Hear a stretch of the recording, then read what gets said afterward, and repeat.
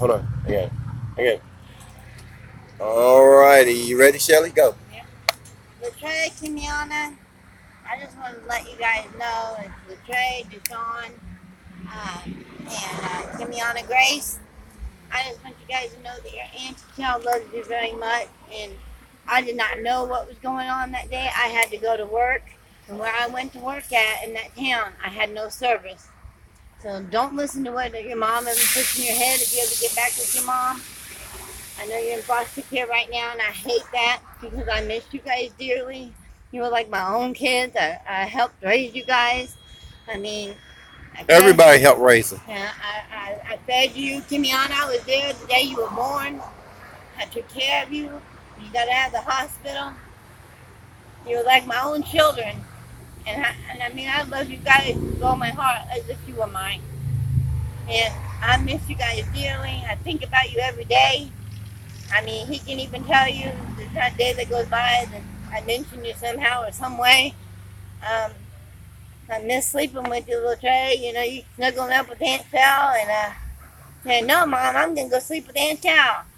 Or Shadow. That was Shadow, yeah. When Shadow got in the picture, it was I'm gonna stay with Aunt Shadow. Uncle Shadow. Shadow, I'm sorry, but I miss you guys dearly, and I hope you guys are safe, and I hope you guys are being loved, and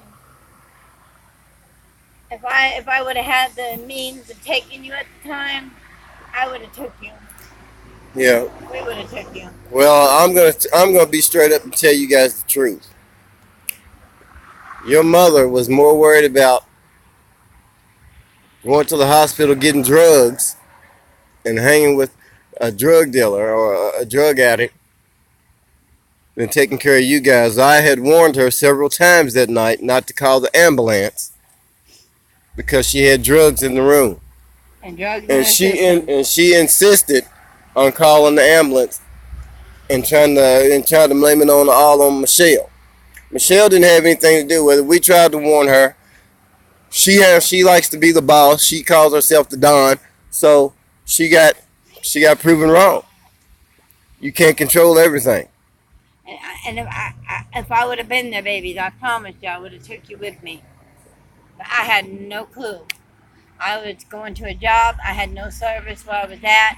I mean, I didn't even know you guys were taken until we came back into town. And by that time, it had been, 2 days later? And then your mom said that we had to stay away and all that other stuff.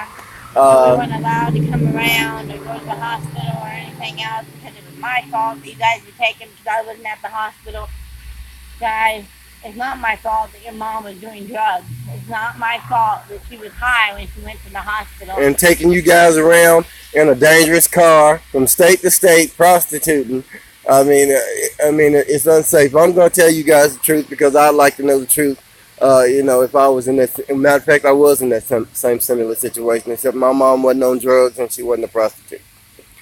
I know. I finally found my family. I got back with my family, and thank God I did because I never was abused in foster care. But I've heard stories about foster care and CPS and things like that, and people never find their children anymore. But anyway, this is Shelly's story, so let her finish. And I hope one day, if you get back with your mom, if she does get custody of you again, and your mom won't talk to me anymore. She's done dirt on me plenty of times. And I've still forgiven her, and now I can't do it again this time. This is the last straw, but I hope one day you guys are old enough to know what's really going on. One day you'll come looking for your Aunt Sal and your Uncle Charles here. To know that I love you guys and I miss you dearly, and I'm sorry that you guys are in the system. I really, truly am. If there was anything I could have done to stop it, I would have, but I didn't know. And I love you, Kimiana, and I love you, little Trey. Kimiana, for real. Like I said, I was in the labor room with you when you were born. I held you right after you were born. I took care of you. Boy, I miss you guys dearly, and I love you guys with all my heart.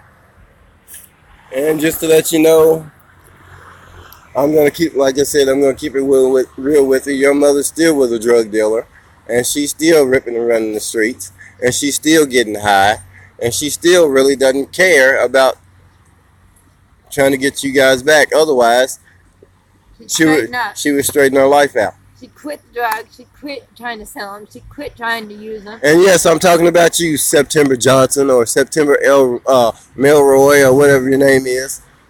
You're a fraud. You stole our stuff.